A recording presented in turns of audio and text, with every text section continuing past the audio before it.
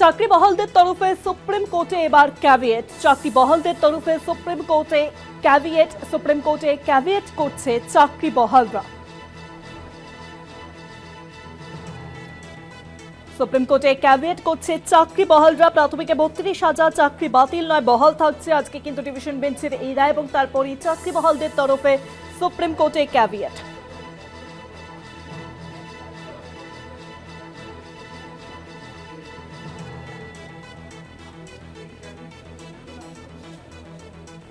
চাকরিহারা শিক্ষকরা তারা কি বলেছেন শুনবো। আমরা ন্যায়ের পথে ছিলাম, সেই জন্যই আজ আমাদের জয় হয়েছে। আমরা ভীষণ খুশি। আজকে প্রচন্ড কষ্টের মধ্যে, টেনশনের মধ্যে ছিলাম। একটা কষ্ট করে চাকরি পাওয়া এবং সেটাকে মিথ্যে করে দাগ দেয়া। কলকাতা হাইকোর্ট আজকে যে রায় দিয়েছে এটা নজিরবিহীন, কারণ এই ৪২,৯৪৯ ২০১৬ রিক্রুটমেন্ট প্রসেস থেকে যে দুর্নীতির অভিযোগ উঠছিল সেটাকে সম্পূর্ণভাবে ভেস্তে দিয়ে একদম সমস্ত অর্ডার, সিঙ্গেল বেঞ্চের অর্ডারকে খারিজ করেছিল। আমরা খুব খুশি।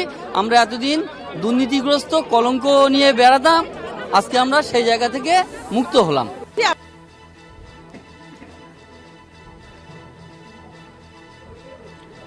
এই মুহূর্তে যে খবর সামনে আসছে, সুপ্রিম কোর্টে ক্যাভিয়েট। এবার চাকরি বহালদের তরফে সুপ্রিম কোর্টে ক্যাভিয়েট। ৩২,০০০ প্রাথমিক শিক্ষকের চাকরি বহাল। আজ হাইকোর্টের তরফে প্রাথমিকের চাকরি বাতিল মামলা একক বেঞ্চের রায় খারিজ। নিয়োগে দুর্নীতি হয়েছে পর্যবেক্ষণ আদালতের এবং চাকরি বহাল থাকছে। নির্দেশ বিচারপতি তপব্রত চক্রবর্তী ও বিচারপতি ঋতব্রত মিত্রের ডিভিশন বেঞ্চের তরফে।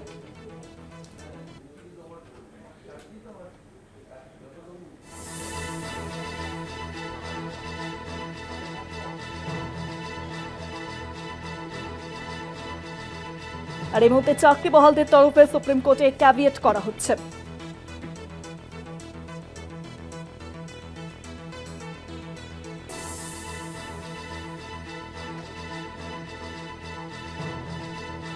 বত্রিশ হাজার প্রাথমিক শিক্ষকের চাকরি বহাল। হাইকোর্টে প্রাথমিকের চাকরি বাতিল মামলা একক বেঞ্চের রায় খারিজ।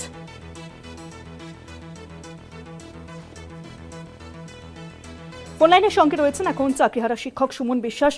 সুমন বাবু, আপনাকে অনেক কলকাতা টিভিতে স্বাগত। ৩২,০০০ প্রাথমিক শিক্ষকের চাকরি বহাল এবার হাইকোর্টের, আপনার প্রতিক্রিয়া? হ্যাঁ, প্রথমতই আমি এই রায়ে মহামান্য কলকাতা হাইকোর্টের ডিভিশন বেঞ্চের যে রায় ৩২,০০০ প্রাথমিক শিক্ষকদের চাকরি বহাল রইল, অত্যন্ত খুশি। আমি খুশি এই কারণে যে গ্লানি নিয়ে আমাদের যোগ্য শিক্ষক এসএসসি ২০১৬ প্যানেলের সুবল সোরেন, সন্তোষ দা, প্রশান্ত দ্বারা পৃথিবী ছেড়ে চলে গিয়েছিল, সেই যন্ত্রণা আমরা চোখের সামনে দেখেছি। আজও তাদের আত্মাগুলো কাঁদে, কেন তাদের চাকরি চলে গিয়েছিল, সেই গ্লানি অন্তত এই ৩২,০০০কে ভুগতে হলো না। আমাদের কোর্টের প্রতি আমাদের আবেদন, যে গ্রাউন্ডেই তারা কনসিডার করেছে, কোর্টের বিচার ব্যবস্থা নিয়ে আমাদের কোনো বক্তব্য নেই, আমরা অত্যন্ত খুশি। কিন্তু কোর্টের প্রতি আমাদের প্রার্থনা, এসএসসি ২০১৬ প্যানেলের যারা নিষ্কলঙ্ক শিক্ষক, যাদের নামে বোর্ড, এসএসসি, সিবিআই, রাজ্য সরকার, কলকাতা হাইকোর্টের single bench, division bench, even supreme court, কোথাও কোনো অ্যালিগেশন নেই, আমাদেরকে টেন্টেড কেউ বলতে পারেনি, তাদেরও যোগ্য চাকরিটা ফিরিয়ে দিন। নইলে আমরা ধুলোয় যে গড়াগড়ি খাচ্ছি, আমরাও সুবল হওয়ার জন্য রিজার্ভ বেঞ্চে দাঁড়িয়ে আছি।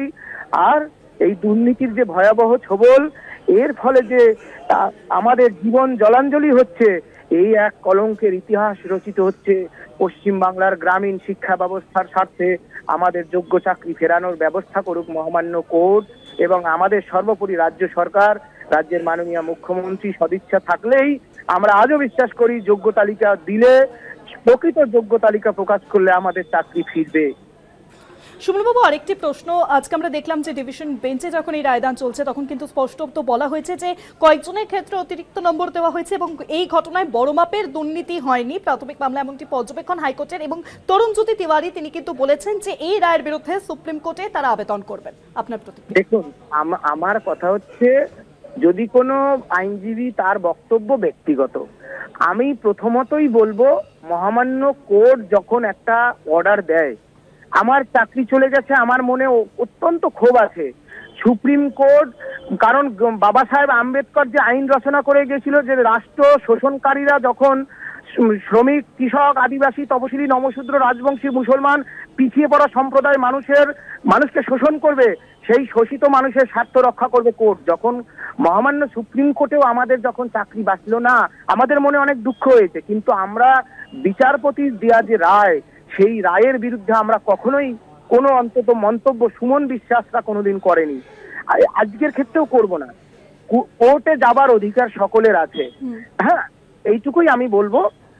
আর কতটুকু দুর্নীতি হয়েছে, কি না হয়েছে, কোর্টে বিচার হয়েছে। মাননীয় বিচারকদের জাজমেন্টকে আমার কাটাছেঁড়া করার মতো অধিকার আমার নেই। আমি মনে করি একজন যোগ্য শিক্ষক হয়ে বিচারকদের বিরুদ্ধে আলটপকা মন্তব্য করা জ্ঞানহীন বা মূর্খতার পরিচয়। সুতরাং সুপ্রিম কোর্টে অনেকেই যেতে পারেন, কিন্তু আমার আবেদন থাকবে একটাই, যে পশ্চিমবঙ্গে নিয়োগ নেই। পশ্চিমবঙ্গের যদি যোগ্য শিক্ষকদের, আমি যদি তর্কের খাতিরেও ধরে নিই, এর মধ্যে একজন অযোগ্য শিক্ষক আছে। একজন অযোগ্য শিক্ষকেরও শিক্ষাঙ্গনে থাকা উচিত নয়, কিন্তু তার সাথে সাথে আইনের বেড়াজালে বলি হয়ে যাবে হাজার হাজার পরিবার। আমি তো আপনাকে বলছি, আমার কথা বলতে খারাপ লাগছে যে কিভাবে সন্তোষের, সুবলের স্ত্রীর কান্না আজও আমার হৃদয়ে বাঁধে। আমরা ধুলোর সাথে গড়াগড়ি খাচ্ছি আমাদের যোগ্য চাকরি ফেরানোর জন্য, টাকার অভাবে আমরা নিজেরা দাঁড়াচ্ছি কোর্টে যে আমাদের ন্যায় দিন, আমাদের ন্যায় দিন। আমরা নিষ্কলঙ্ক। সুতরাং আমি চাইবো যেন কোনো যোগ্য শিক্ষক তার চাকরি যেন না যায়। এই চাকরি চলে যাওয়ার সাথে সাথে তাদের পরিবারে যে দুঃখ যন্ত্রণা সৃষ্টি হয়, যার যায় সেই জানে, অন্য কারোর পক্ষে বোঝা সম্ভব নয়। অনেক ধন্যবাদ সুমন বাবু, ফোন লাইনের সঙ্গে ছিলেন প্রাথমিক শিক্ষক সুমন বিশ্বাস। চাকরি হারানোর যে যন্ত্রণা, সেই কথা তিনি তুলে ধরছিলেন কলকাতা টিভির দর্শকদের জন্য।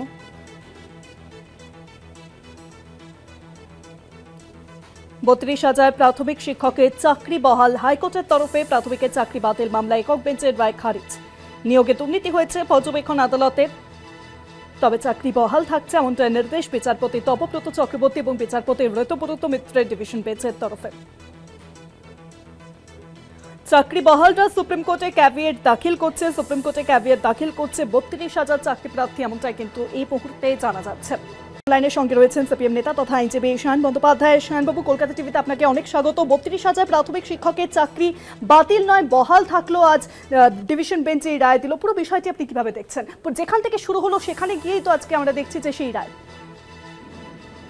দেখুন, একটা কথা খুব স্পষ্ট এবং খুব পরিষ্কার, দুর্নীতি হয়েছে। এখন সে দুর্নীতির পরিমাণ কত? 264 জন সম্ভবত অ্যাপারেন্টলি সিবিআই যা বের করেছিল যে এনাদেরকে চিহ্নিত করা গেছে যারা দুর্নীতি করেছে।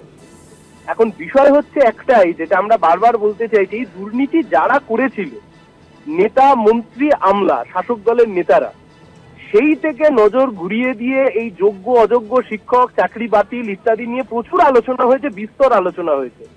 আমরা যেটা স্পষ্টভাবে বলতে চাইছি এবং যেটা জানতেও চাইছি, যে এই গোটা দুর্নীতির তদন্তের শেষ কোথায় এবং দুর্নীতির তদন্তের ট্রায়াল কোথায়? যারা দুর্নীতিটা করেছে তাদের বিরুদ্ধে ব্যবস্থা কোথায়? এখন এই গোটা বিষয়টা নিয়ে তো যা হচ্ছে, শিক্ষক নিয়োগ দুর্নীতি, আবার নতুন করে পরীক্ষা, এগুলো বিষয় নয়। বিষয় হচ্ছে দুর্নীতি যারা করলো, মানিক ভট্টাচার্য এবং কোম্পানি, তাদের বিরুদ্ধে ব্যবস্থা নেওয়ার ক্ষেত্রে সিবিআই এবং ইডি তাদের ভূমিকা কি? এই প্রশ্নে আমাদেরকে ফিরতে হবে।